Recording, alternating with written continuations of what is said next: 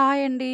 నేను మీ Pavani. Welcome back to మా ఇంటి రుచులకు స్వాగతం. ఈ రోజు మన రెసిపీ వచ్చేసి కొబ్బరి లడ్డు. కొబ్బరి లడ్డు టేస్టీగా, జ్యూసీగా అలాగే ఎక్కువ రోజులు నిలువ ఉండేలాగా ఎలా తయారు చేసుకోవాలో ఆలస్యం చేయకుండా ప్రాసెస్లోకి ముందుగా 2 కొబ్బరికాయలు తీసుకుని పగలగొట్టి తీసుకోవాలి.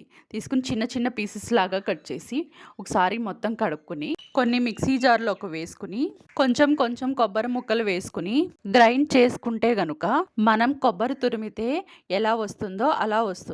కొబ్బరి తురుమును మొత్తాన్ని గిన్నెలోకి తీసుకోవాలి.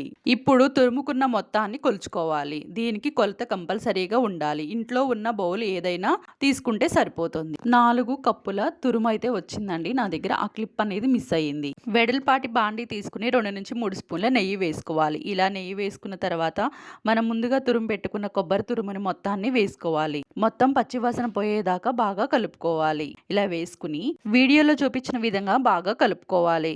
పచ్చివాసన పోయిన తర్వాత ఒక 1/2 కేజీ బెల్లం వేసుకోవాలి. ఇలా వేసుకుని మొత్తం ఈవెన్గా కలిసేలాగా బాగా కలుపుకోవాలి. పచ్చివాసన పోయేదాకా బాగా కలుపుకొని సిమ్ టు లో ఫ్లేమ్లో పెట్టుకుని బాగా కలుపుకోవాలి.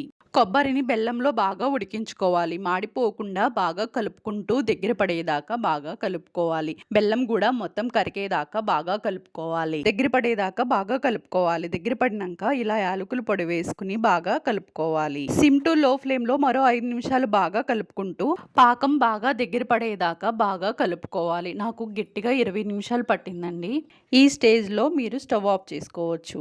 ఇప్పుడు ఈ మిశ్రమాన్ని చల్లారనివ్వాలి. చేత్తో తాకినంత వేడిగా ఉన్నప్పుడు మనకి కావాల్సినంత సైజులో ఉండలు చేసుకోవడమే. చూడండి లడ్డూలు ఎంత చక్కగా వస్తున్నాయో. ఒకవేళ పాకం రాకముందే బాగా దగ్గర పడకముందే దించేస్తే ఉండలు అస్సలు రావు. అప్పుడు కొద్దిగా పాలు తీసుకుని మరో 5 నిమిషాలు బాగా ఉడికించుకోవాలి. అప్పుడు ఉండలు చాలా చక్కగా వస్తాయి. చూసారా కొబ్బరి ఉండలు ఎంత చక్కగా తయారయ్యాయో. కేవలం కొబ్బరి బెల్లంతో ఈజీగా తయారు చేసుకోవచ్చు.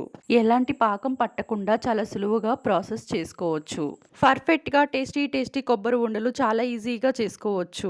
ఎలా కుదిరాయో నాతో షేర్ చేసుకోండి. ఈ వీడియో మీకు నచ్చినట్లయితే మన వీడియోని లైక్ చేసి సబ్స్క్రైబ్ చేసుకోండి.